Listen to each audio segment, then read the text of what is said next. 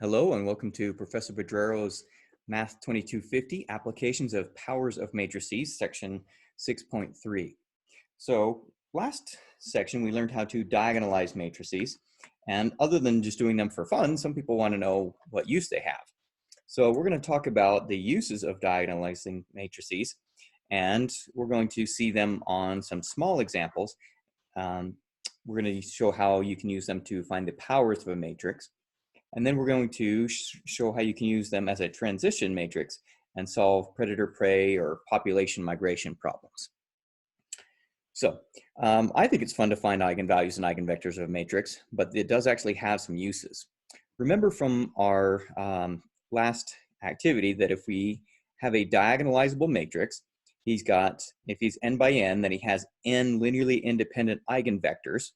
And we can create a P matrix such that P inverse times A times P is equal to the diagonal matrix D, where the corresponding eigenvalues of matrix P are down the main diagonal. Now, if we do a little bit of matrix algebra, multiply on the left of both sides of the equation by P and on the right by P inverse, we then find out that A is equal to P D P inverse. So what if I wanted to do A squared? Well, A squared would be P D P inverse times P D P inverse. And if I reassociate my parentheses like this, I get P D P inverse times P, but that is the identity matrix, times D times P inverse. And these are all n by n matrices, so we can then multiply this identity matrix here or there, but we would find out that we would get P D times D, which is D squared, times P inverse. Continuing on in the same fashion, if we wanted to do A cubed, that would be A times A squared. Here's A squared, and once again, we reassociate, okay, with our parentheses here, and we'll find out that we will get P D cubed P inverse. So if K is any positive integer and A is a diagonalizable matrix, then A to the K is P D to the K P inverse. So to find a high power of a matrix, we could find that same power of the matrix and then use our transition matrices P and P inverse to find out what that is more quickly. Because it's easy to find the power of a diagonal matrix, as we'll soon see, and then that can save us a bunch of time computationally later on. So let's do a problem like this. Remember that earlier in this chapter, we had matrix A was 1, 2, 3, negative 4, with eigenvalues of 2, and his corresponding eigenvector 2, 1, and eigenvalue of negative 5, and his corresponding eigenvector of negative 1, 3. What I want to do is find A to the 5th power.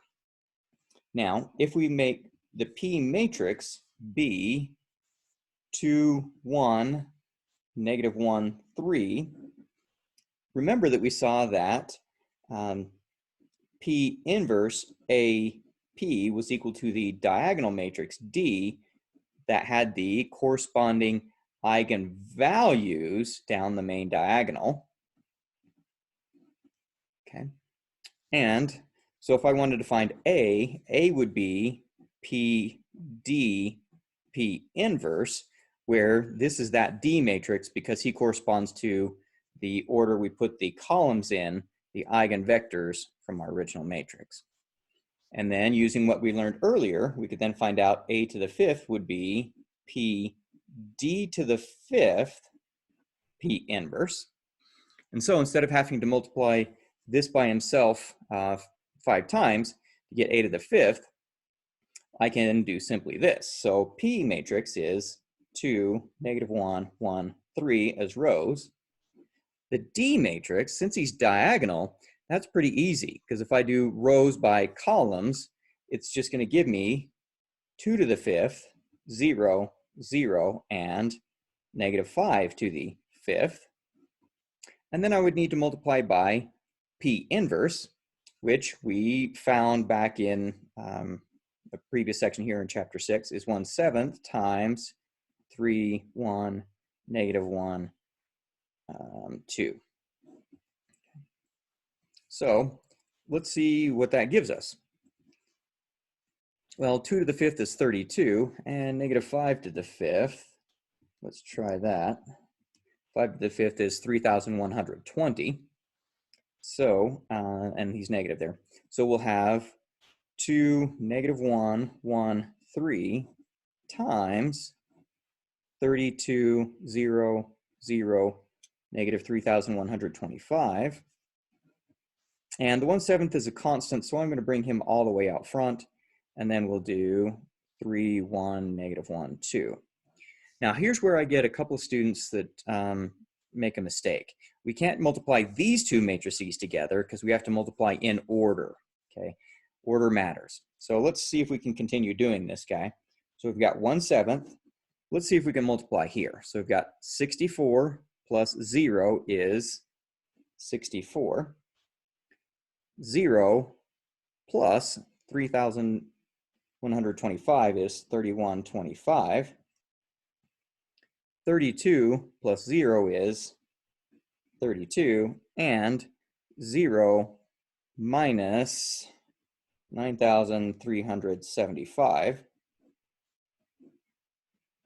3, 1, negative 1, 2. And let's see if we can multiply that one through now.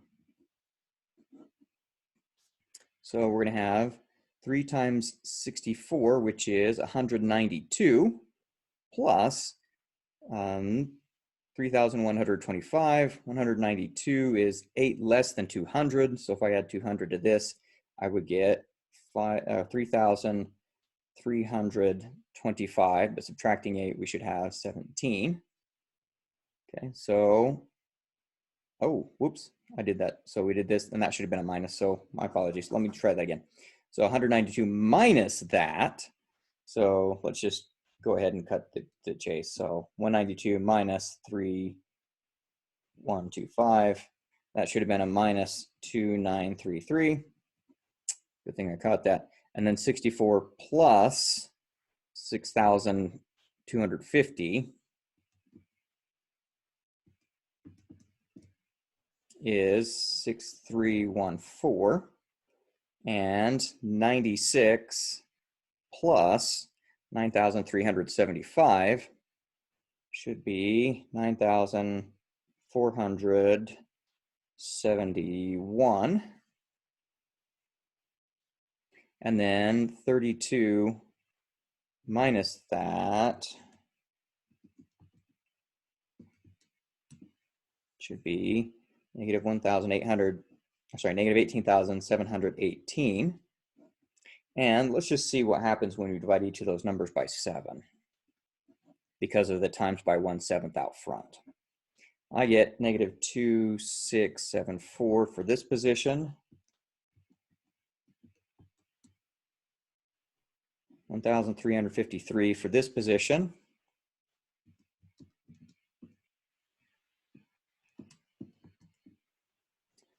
Negative 419 for that position, and 902 for this position. So that is a to the 5th power. And just for fun, let's go ahead and check it on our calculator. And I have still in matrix A R 1, 2, 3, negative 4. Let's go ahead and take that matrix A to the 5th power and see what we get. Okay. Notice that we got the exact same thing. So we'll pause there and then pick up in the next video to keep these guys short.